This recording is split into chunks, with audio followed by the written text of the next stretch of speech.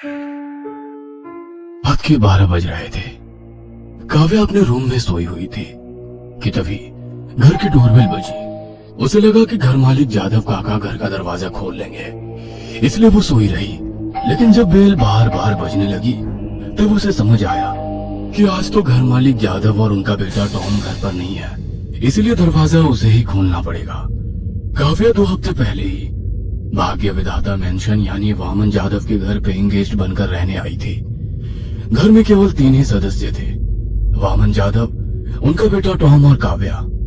वामन जादव 65 साल के बुजुर्ग थे और उनका बेटा टॉम 30 साल का था, लेकिन पागल था।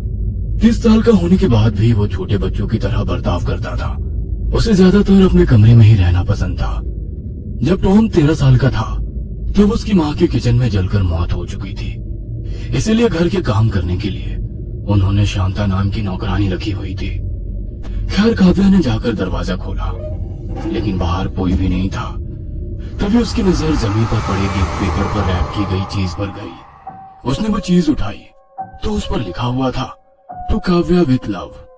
वो उस गिफ्ट को उठाकर घर के अंदर आई और सोफे पर बैठकर उसने वो गिफ्ट खोला। वो एक पेंटिंग थी जिसे देखकर काव्या डर के मारे कांप उठी, क्योंकि उसमें उसी की पेंटिंग थी। उसका कटा सिर डाइनिंग टेबल की प्लेट में रखा गया था। शरीर के बाकी कटे अंग जैसे कि हाथ पांव भी उसी टेबल पर रखे गए थे। और हैरानी की बात तो ये थी कि वो डाइनिंग टेबल उन्हीं के घर का था। उसने डर की मारी वो पेंटिंग नीचे फेंकी और अपने कमरे में भागी। उसने दरवाजा बंद कर दिया और कांपते हुए ब्लैंकेट ओढ़कर सो गई। काव्या का डर लाजमी था, क्योंकि कुछ 4 दिन पहले उसे ऐसी ही पेंटिंग उसकी स्कूटी पर मिली थी। वो पेंटिंग उसकी बिल्ली की थी, जिसमें वो रास्ते पर कुचलते हुए हालत में खून से लथपथ पड़ी हुई थी। ये देख वो काफी डर गई थी। उसने वो तस्वीर जादव काका को दिखाई। तब काका बोले, अरे यार, डरने की कोई बात नहीं है बेटी। ये तस्वीर जरूर पागल जोसेफ ने बनाई होगी। वो एक पेंटर है और अपनी डरावनी पेंटिंग से इस इलाके के लोगों को डराया करता है। पागल जोसेफ गली में घूमने वाला एक आदमी था। काव्या जब भी रास्ते से गुजरती तो वो काव्या का पीछा करता, उसे घूरते रहता। काका के कहने के बाद काव्या ने उस तस्वीर को नजरअंदाज कर दिया। लेकिन उसके दूसरे ही दिन घर के सामने वाले रास्ते पर काव्या की बिल्ली कुचले हुए हालत में पड़ी थी। उसे किसी गाड़ी ने कुचल डाला था और वो वैसे ही मरी पड़ी थी जैसे उस पेंटिंग में पेंट की गई थी। और अब काव्या की पेंटिंग उसे मिल गई थी, जिसमें उसके शरीर के कटे हिस्से उसके घर के डाइनिंग टेबल पर पड़े थे। उसे डर लगने लगा था कि कहीं वो पेंटिंग सच ना हो जाए। दूसरे दिन सुबह जब काका और टॉम घर पर आए तो काव्या ने उन्हें वो पेंटिंग दिखाई। पेंटिंग देख काका और भी हैरान हो गए थे। डरे हुए काव्या को देख वो बोले, तुम बिल्कुल भी घबराओ मत। मेरे होते हुए तुम्हारा कोई बाल भी बांका नहीं कर सकता। और ऐसे कहते हुए वो पेंटिंग लेकर जोसेफ से मिलने चले गए। शाम का समय था। काव्या अपने काम से घर लौटी थी। जब वो घर के गेट के पास आई तब उसने देखा कि गेट के बगल में वो पागल खड़ा हुआ था। वो काव्या को देख कान पकड़कर माफी मांग रहा था। उसे माफी मांगते देख काव्या का डर निकल गया और वो घर के अंदर चली गई। टॉम लिविंग रूम में सोफे पर बैठे टीवी पर कार्टून देख रहा था।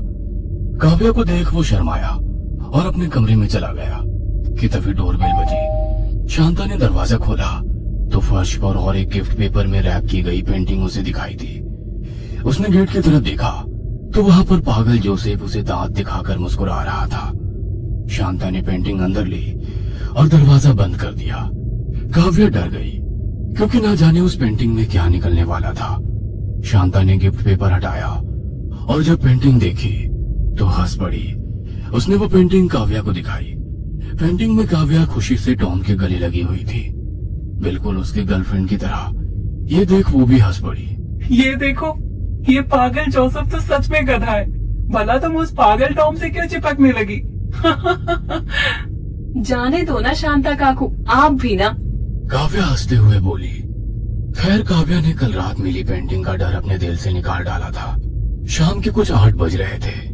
शांता किचन में खाना पका रही थी कि तभी काव्या वहाँ पर आ गई। काकू कितनी देर लगेगी? भूख से मेरे पेट में चूहे दौड़ रहे हैं। अरे बस 5 मिनट, जैसे ही चावल पक जाएंगे मैं तुम्हें खाने के लिए बुला लूंगी। शांता ने कहा और काव्या अपने कमरे में चली गई। आधा घंटा बीत चुका था, लेकिन अभी भी शांता ने उसे खाना खाने के लिए नहीं बुलाया था। इसलिए काव्या किचन में चली गई तो उसने देखा कि गैस पर चावल जल चुके थे। उसने जल्दी से गैस बंद कर दिया। उसने शांता काकू को आवाज लगाई, लेकिन उन्होंने कोई भी जवाब नहीं दिया। उसने उस हुक की तरफ देखा जिस पर शांता अपनी थैली लटकाया करती थी, तो वहां पर थैली नहीं थी। इसका मतलब वो अपने घर चली गई थी, लेकिन जाते वक्त चावल गैस से उतारना भूल गई। खैर, उसने दाल रोटी खा ली और कमरे में चली गई। रात के लगभग 2 बज रहे थे। काव्या लैपटॉप पर अपना काम कर रही थी कि तभी डोरबेल बजी। उसने सोचा कि जादव काका देख लेंगे, लेकिन बेल बार बार बजने लगी। तब उसे लगा कि शायद बूढ़ा सो गया होगा, इसीलिए वो दरवाजा खोलने चली गई। और जब उसने दरवाजा खोला तो वहां पर एक और पेंटिंग जमीन पर पड़ी हुई थी। उसने आजू बाजू देखा तो उसे कोई भी नजर नहीं आया। पेंटिंग उठाकर वो सोफे पर आकर बैठ गई। जब उसने उस पर से पेपर हटाया तो उसकी आंखें फटी की फटी रह गई, क्योंकि उस पेंटिंग में वो खुद थी। दीवार से उसके दोनों हाथ बंधे हुए थे और उसके सामने काले कपड़े पहना आदमी हाथ में खून से सना चाकू लेकर खड़ा हुआ था, लेकिन उसका चेहरा दिखाई नहीं दे रहा था। उसकी पीठ और सिर का पिछला हिस्सा ही दिख रहा था और पेंटिंग के नीचे लिखा हुआ था, तुम कुछ ही देर में मरने वाली हो। यह देख वो डर गई और पेंटिंग लेकर जादव काका के कमरे की ओर भागी। काका दरवाजा खोलिए, मेरी जान खतरे में है। वो घबराते हुए दरवाजा खटखटाते हुए बोली कि तभी उसे कमरे से आती जादव काका की दर्दनाक चीख सुनाई दी। उनकी खौफनाक चीख सुनकर काव्या डर गई और उल्टे पैर चलने लगी। शायद पेंटिंग में जो खूनी था वो घर में घुस आया था और उसने जादव काका की जान ली थी कि तभी उस कमरे का दरवाजा खुल गया और कमरे में काव्या को वही खूनी दिखाई पड़ा जो पेंटिंग में था, लेकिन उसने अपने चेहरे पर मास्क लगाया था और उसकी सिर्फ आंखें ही दिख रही थी। कटने के लिए तैयार हो जाओ मेरी मुर्गी, ऐसा कहते हुए वो खूनी काव्या की तरफ बढ़ा। काव्या वहां से दूसरे माले पर जाने लगी, सीढ़ियों की तरफ भागी, लेकिन वो जब सीढ़ियां चल रही थी तभी उस खूनी ने उसका एक पैर पकड़ लिया और उसे खींचा। काव्या मुंह के बल सीढ़ियों पर गिर गई। वो चीखी। खूनी उसका पैर खींचते हुए घसीटकर उसे सीढ़ियों से नीचे ले आया। वो खूनी डरावनी आवाज में हंसा और उसने चाकू दोनों हाथों से पकड़ा और वो उसे बस काव्या के पेट में घोंपने ही वाला था कि तभी काव्या ने उसकी फेवरेट जगह पर जोर से लात मारी और खूनी के हाथ से चाकू नीचे गिर गया। वो फर्श पर लेटकर दर्द की मारे कराने लगा। काव्या ने जैसे तैसे खुद को संभाला। उसके चेहरे से खून निकल रहा था। वो घर के दरवाजे की तरफ भागने ही वाली थी कि तभी उसे जादव काका की दर्द भरी आवाज सुनाई दी। काव्या बेटा, मुझे बचाओ। काव्या ने आवाज की तरफ देखा तो जादव काका कमरे से बाहर आए थे। उनके पेट से खून निकल रहा था। काव्या उनके पास चली गई कि तभी उसे पीछे से खूनी की आवाज सुनाई दी। मैं तुम्हें काट डालूंगा। खूनी अपनी जगह से उठते हुए बोला। वो अपने बाएं हाथ से पेट पकड़कर लड़खड़ाते हुए कदम से चल रहा था कि तभी काव्या के पीठ में किसी ने चाकू घोंप दिया। काव्या चीखी। उसने मुड़कर देखा तो जादव काका ने ही उसके पीठ में चाकू घोंप दिया था। उसे कुछ भी समझ नहीं आ रहा था कि उन्होंने ऐसा क्यों किया, लेकिन उसे उसका गुस्सा आया था। उसने गुस्से में उसको जोर से धक्का मारा और वो सिर के बल टेबल के कोने में जा गिरे और नीचे गिर गए।